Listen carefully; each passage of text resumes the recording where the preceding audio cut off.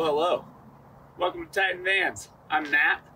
We're here to showcase one of our brand new custom designs, and we're really excited to show you some of the new features that we've created with this. So, right off the bat, you can see our exterior awning that we have installed.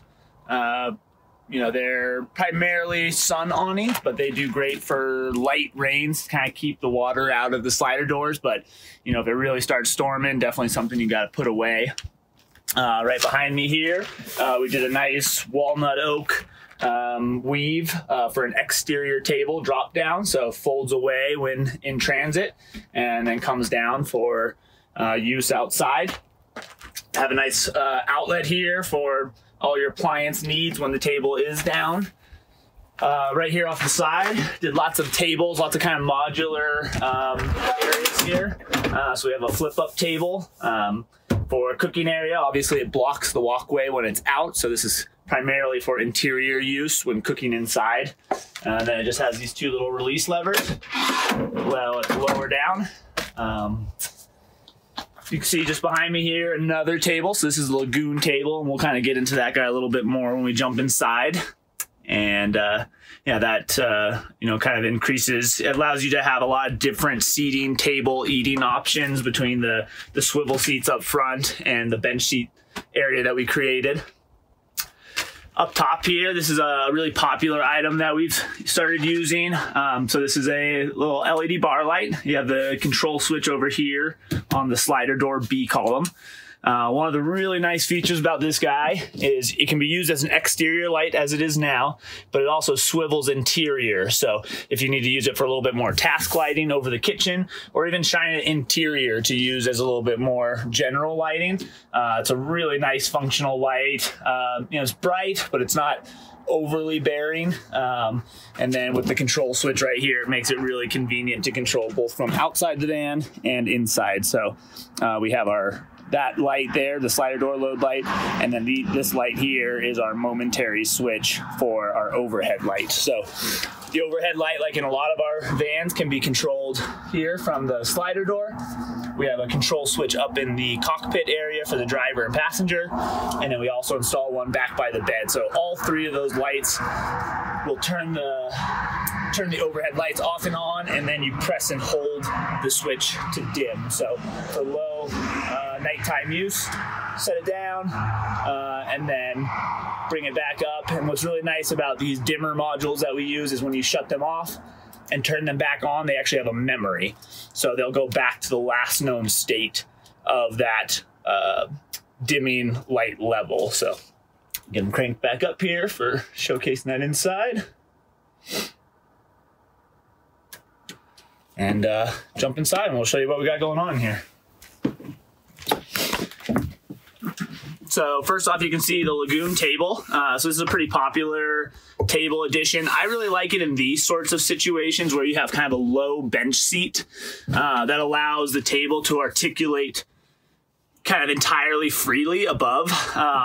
We've tried using this, up against like a galley situation or a taller cabinet, but it really kind of seems a bit clunky in that situation where it doesn't really want to swivel all the way around. So with this design, we get a lot of different options to use in the driver position. You can lower it down if it's too tall, swivel it out of the way, use it for the bench seat, and then we even kind of offset it a little bit so it'll actually extend a little bit further depending on which way you swivel it. So lots of options there, which kind of just can create a lot of different spaces very quickly within the van. So it's a nice little product. Like I said, it does have its uses. I really like it in this situation and kind of like a bench seat where you don't have a lot of obstacles up here in your way. So if you try and do this like directly up against like the side of a galley, like in this area, you kind of have to like, shim it out, and there's all sorts of weird things you got to do. So let me swivel this out of the way. Here we have the flip up seat, so lots of storage underneath. The cushions here, we just have affixed with some snap buttons so they get retained while you're going down the road, nice and secure. And then the backrest, obviously. Here we did like a nice little cubby cabinet. So we have couple of bamboo drawers, everything with Blum hardware, rim latches. So these are nice, secure marine latches. Keep everything nice and tight, no rattling going down the road. We installed a couple USB ports, so we have some charging ports here, so you can charge and then have your phone stored. And we installed this kind of recessed cup holder here, and then we have more charging ports here on the side. Over here on the galley, it's a white oak countertop, butcher block, 1.25 inch thickness. We did a grain matched sink inlay here, so pop the sink cover out, store it off to the side while not in use. Nice deep sink, kind of modern square look, and then spray down faucet. One thing I really like about this design and having this sprayer extend past the slider door is that you can also use it outside the van. So kind of a nice little feature. This does extend a bit longer, so you can kind of set the length on it if you want it to come down really far, but kind of gives you nice quick access to water if you need outside the van. So it's kind of multi-purpose, and for those quick little showers, if you just need to rinse something off, it can kind of function pretty easily and quickly in that regard as well. So moving on to the induction cooktop. So we do a flush mount induction cooktop. This runs directly off the battery. So all of our rigs are powered by a lithium-ion battery bank, which has 3 ways to be recharged. So we have solar, we have shore power, which is where you plug in with an extension cord, and then we have the alternator. So every time you start the car, it charges the battery as well. So everything is powered off the battery, minus the Webasto diesel furnace. So in all the Sprinters, we use the diesel furnaces, and then we sell a lot of gas furnaces that we install for DIYers and for different applications. We've installed them in boats, semis, all sorts of different things at this point. So the Webastos do great at heating. I've slept in -20 and had it 75 degrees inside. So, they do a great job of keeping you warm during the winter. So that's how we create the hot air. Everything else, so we do electric hot water heaters, induction cooktops, obviously LED lighting, electric water pumps, all comes off of the battery. And then we have ways to recharge the battery quickly. And so on this rig, we have 300 watts of solar. So really, in my opinion, the solar is just there to kind of tenderize the battery. It's not your primary charging source, albeit it can produce quite a bit of current if you have good sunlight for extended periods of time. But really the angle and temperature, create a lot of inefficiencies in the solar system on these rigs. So it's key to have. We don't really build a van without solar, but definitely not the thing that we rely on, entirely by itself. So the alternator is a 250 amp alternator. It produces 10 times the amount of energy that the solar does, so it can really recharge that battery fast. This one came with a 200 amp hour lithium ion battery. We've done up to 600 amp hour lithium ion battery setups, just really depending on how many days you're planning on being off grid. And how much you like to cook, really, because this is one of the higher draw items. This guy pulls about 1,500 watts on high, but if you're familiar with induction, most people do not run these on high. So this is much more of like, on a scale of 1 to 10, very often you're going to be running this on 1 to 2. They're very, very efficient. They actually use magnets to induce current in a conductive pan. So anything a magnet will stick to will work on this. So cast iron, steel, stainless steel, and they even make some induction specific pans. So all those will work. And the magnets kind of oscillate back and forth, and they create heat in the pan, which the reason we really like that is as soon as you take the pan off, the cooktop is cool, literally within seconds. So you gain your entire counter space back very, very quickly. And even if you try and turn this on without a pan, unlike an electric cooktop or a propane or something similar, so to turn it on, we have our inverter. We turn our inverter on. We make sure that it's inverted, and you can see the voltage of the battery. You see that we have no load on there right now. And then we simply go right to here, to Galley. We flip our breaker, and you heard that beep. That's the induction cooktop here. So now the induction cooktop has power. I can control heat, temperature. We can turn it up and down, set the different temperatures. but you'll see really quickly here it's going to become unhappy with me, and it's going to start beeping because there's no pan on the cooking surface. So it recognizes that there's no pan and it won't turn on. There you go. So now it's saying it's unhappy. So that's a really nice safety feature in my opinion. There's no way for this thing to accidentally get turned on unless you're physically have a pan on there, and you're probably not going to be doing that unless you're cooking, right? So really nice stoves. You know, all in all, we found the power draw to be, you know, people are usually pulling about 600 watts when they're using it. So if you even like cooking an hour, 2-hour meal, no problem for this battery. You know, if you're doing that 3-4 times a day, you're going to need to either get in the sun, start the car, find shore power. You know, those are just the limitations of these systems. We could obviously put more batteries in to account for that. The cost just goes up at that point. So, but totally doable. So moving on in the galley. Down below, we have an Isotherm Fridge. So nice little marine fridge. This is their new model. So they've kind of started to eliminate the Cruise 130. So this is the Elegance 130. They've centered the latch, and then you have the ability to quickly switch the hinge from left to right. So the reason for centering the latch was now you don't have to have 2 doors to do one thing. So pulling it open here, you can see they have some nice little retainer tabs that you can slide side to side to hold everything. Some nice flip up grates here to be able to store your taller goods, and a small little freezer. So the freezer is a little limiting in a lot of ways. They do make another model called the drawer model. Has a much larger freezer. It is quite a bit more expensive because it has drawer slides. It comes in stainless steel, has lighting, you know, some nice LED lighting. Definitely a very nice unit. Both of these do a great job. Very low power draw on all of these guys. When they run, they pull anywhere from about 3 to 5 amps. So very low power draw, but they have what's called a duty cycle. Duty cycle is how often a unit is running. So for instance, if this fridge has a, you know, say a 50% duty cycle, which is its max, it means it's on half the time, off half the time. So over a 24-hour period, even if it was running full blast, it's actually only running for about 12 hours.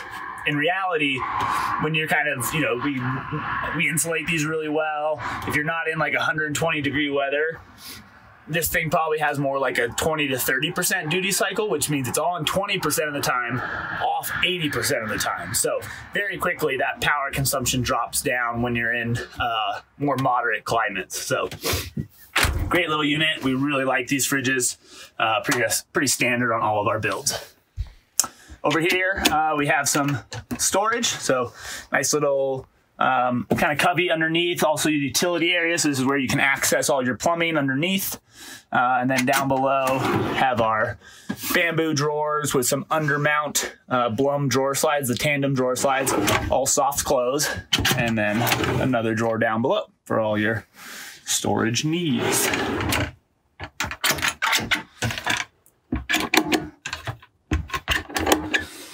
All right, moving on to the back. You can see we kind of utilized in this custom design similar cabinets to our classic design, but we definitely tweaked these and tailored them specific for this client. So we got a little storage area in here, just a nice large little cubby. We utilize a different type of latch here. So it's called a slam latch versus a rim latch.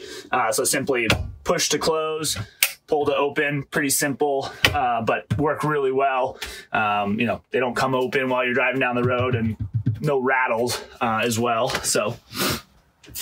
So we also, in this design, utilized our bi-slide bed platform. And one of the really cool features about this, you can see how much living space there is with the bed compressed. So somebody can be cooking here. You can have people sitting on the bench. You can have people up in the driver's seat. You can have people hanging out outside. So, I mean, 6-8 people in this van, no problem. Very comfortable with the bed compressed. When we go to open it up, simply loosen these tabs underneath. Similar, we have a full video on how this guy works, but these tabs are already loose there. So we slide these back, make sure they're out of our way. Grab our kick plate handles and simply slide out. So you can see here, this is what's kind of unique about this design, is that when the bed is out, you actually come over the top of your galley. So you do lose your cooking space. So, you know, the induction cooktop is lost. Still have access to the fridge underneath. and most importantly, in my opinion, still have access to the sink. So when you're getting ready for bed, still brush your teeth, grab some water. In the middle of the night, you need something to drink. You know, you don't lose that ability to have access to your sink, but you do lose the cooking. So most of the time when you're sleeping, probably not cooking. So that's why we set the Galley up this way, and it kind of creates all this different multi-functionality there. So the bed expands. Now we have our 2-part mattress. Simply pull it out, set it in place, and you have nearly a king-size bed in all of 15 seconds. So very fast, very functional, you know, really changes the space pretty dramatically. But, you know, I think utilizes this, you know, this is a 144 Sprinter, and to kind of cram all this in there and maintain all of this functionality was a big part of our design challenge. So converting it back, simply throw the mattress up, slide this guy in, and then lock the tabs down when you're ready for travel. But you can see how quickly we just gained 20, 30 square feet back, and we maintained all of our storage underneath. So at the height that this bed is set at, you can still have 2 to 3 bikes underneath. You can squeeze 4 in. It starts getting a little cumbersome, but 3 bikes, no problem. We've had clients that have squeezed 5 bikes underneath here. It looked pretty crazy, but they did it. And we have all of our L track in the floor down here for all the mounts. So we do sell bike adapter mounts that can clip into these L tracks to give you different options for fork mounts, wheel holders. We do surfboard mounts, ski mounts, all sorts of different things there. So over here, I'm moving on to the passenger side, just a utility area here. So we have our Freedom XC 2000 watt inverter, so nice powerful inverter. It's also a charger, so when you plug into shore power, the shore power signal comes into here and then gets distributed to the AC system, the alternating current system, and then also charges your DC battery. So this has a built-in 80 amp charger, so it can quickly recharge that 200 amp hour battery. Takes about 2.5 hours and you're fully charged. So over here we have our electric hot water heater. So this is a Isotherm Slim 4-gallon electric hot water heater. So plugs in back here. Some of you guys will recognize this from our classic videos. Similar design. We use a lot of the same products because they work. You know, we've been very happy with their durability, functionality, and their aesthetics. So what I really like about this unit is its ability to overheat the water, and then it has a pre-mixing valve on it that will actually step the water temperature down. So for instance, this unit is designed to heat the water up to about 185 degrees. Now, if you had 185 degrees water coming out of your shower or your faucet, you would get burned very quickly. So we don't want 185 degree water, you know, full temperature coming out of this thing. So it has a pre-mixing valve that's up here on the top. You simply rotate that dial to adjust the temperature, and it'll step that really, really hot water down to normal hot water. So this 4 gallons of hot water gets stretched to more like 6 to 8 gallons of kind of, you know, normal, hot, comfortable water. So that's a really nice functionality of this unit. 750 watt heating element. Depending on your starting water temperature, takes anywhere from 30 minutes to an hour to fully heat the 4 gallons. But it's really well insulated, so it'll actually hold that hot water from, again, depends on ambient temperature, but about 8 to 12 hours. So really nice unit.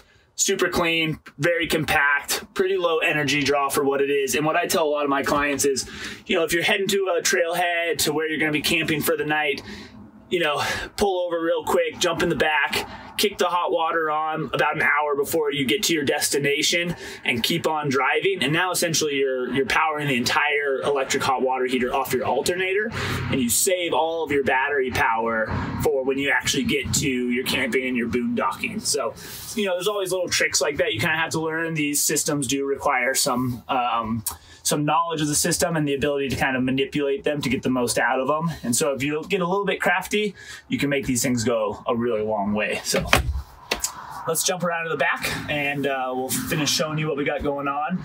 Oh, and before I forget, want to showcase a couple of our overhead storage options here. So we have a 3-bin overhead cabinet.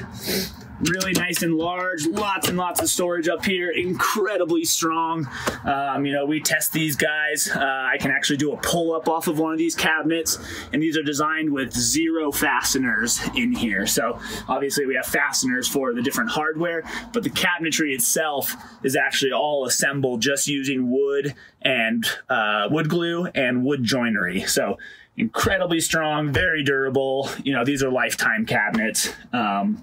And so, yeah, all hydraulic lifts, soft close, and marine latches like all of our other cabinetry there. So over here, we have our headliner shelf, which we are going to start offering this as a one of our individual products that we'll be selling. So upholstered headliner shelf fits the contour of the of your headliner, your stock headliner, and then bolts right in using our designed brackets here and bolts right to factory hardware. So very easy install. These take about 15 minutes to install. Very simple, very easy. Doesn't require, you know, much tools at all. We can do them in several different upholstered colors, so keep an eye out for that. That'll be coming up on our website soon. And one more thing that I forgot to mention was our reading lights. So we have these in a couple different locations, back by the bed, and then also here at the sofa area. So flexible reading light, can kind of go in any direction. Has 3 different settings, so has a low, a high, and off. And then also on the side, it's a little hard to see, but there's actually integrated USB ports on both sides of this, so you can also charge right here at the reading light. So really nice. We really like these lights. We use them a lot in our designs. They come in silver and in black, so you know, you can kind of tailor it to your aesthetics. And then here we have our window shades. So magnetic window shades, clip on really fast and easy. They fold away, store pretty small. And these we have as full kits, so we can do the entire windshields, all the small windows, the fans, back door windows, slider door windows, you know, all of those guys. So nice and fast install. That's what we like. Jump around to the back side and we'll show you what we got going on.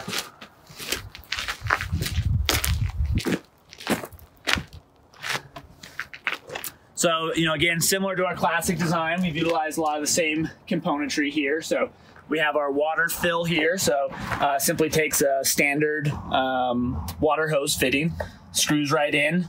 This does have a check valve in it, so when you go up a really steep hill, you don't have water flowing back out the valve here. So, you know, very simple, but extremely effective.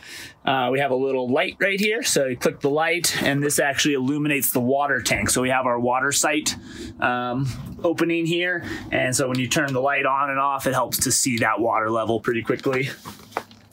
Our spray down shower, so nice stainless steel shower head, press button, and you can lock the button on when you're ready to, you know, kind of be taking a full shower.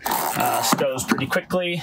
And then our 3-way mixing valve. So this controls both temperature here and water pressure. So side to side is pressure, left to right is temperature. So it kind of gets a little bit, takes a little bit to get used to, but, you know, nice compact, you know, does everything you need to do. Down here is our water control valve. So this is how you control whether the water is on. You can go off, so straight up and down is off, and then if I turn it the other way, it'll start draining out the bottom of the vehicle. So we have a drain tube directly off the bottom of the tank right out, so very quick to winterize these things. We do recommend blowing all of our systems out with air to properly winterize, so which is also a very quick process. And we sell a little adapter kit for the SureFlow pumps to allow you to quickly connect an air hose into there and then blow out your entire system to ensure that you don't have any damage. Over here, we installed just a little back outlet as requested by the client. So he's got some power back here. We also did some load lighting underneath the bed. And there is actually a switch that I forgot to mention that's up by the galley to turn these load lights off and on as well. And then last but not least, the electrical system. So you can see solar charge controller up top, 12-volt fuse block. We have our high amp fuse block, so these are 250 amp fuses in there. That's what goes to the inverter and comes off the alternator. And then our battery control switch, so this is very quickly we can turn the whole system off, go to just solar, just battery, and right now we're connected to solar and battery simultaneously. And then our 200 amp hour lithium ion battery. So with the battery, very compact, you can see, doesn't take up a whole lot of space, very light. This battery probably weighs 30 pounds. 200 amp hour battery, you get a full 200 amp hour of usable capacity versus an AGM battery, which stands for absorbed glass mat. It's a type of lead acid battery that's sealed. Those batteries, you have about 40% usable capacity. So with these, about 99% usable capacity, AGM's 40%. So a 200 amp hour AGM battery will only give you about 80 amp hours usable capacity. So it's also much larger, much heavier, and you have to have a lot more of them to get the same sort of energy density as a lithium ion battery. Now, the drawback with a lithium ion is that it doesn't like the cold weather. So as the temperature drops, the chemistry inside doesn't allow you to recharge the battery. So once you hit about freezing, about 32 degrees Fahrenheit, 0 degrees Celsius, you will not be able to charge the battery anymore. If it drops down even further below that, the battery shuts itself off. So we have a battery management system, it's acronym known as a BMS, that is controlling both the input and output of the battery. So it has two relays that it's kind of the gatekeeper of. So what we've done, we actually created a system where it has a temperature sensor connected to the battery that monitors the cell temperature. So each of these have several cells inside of it.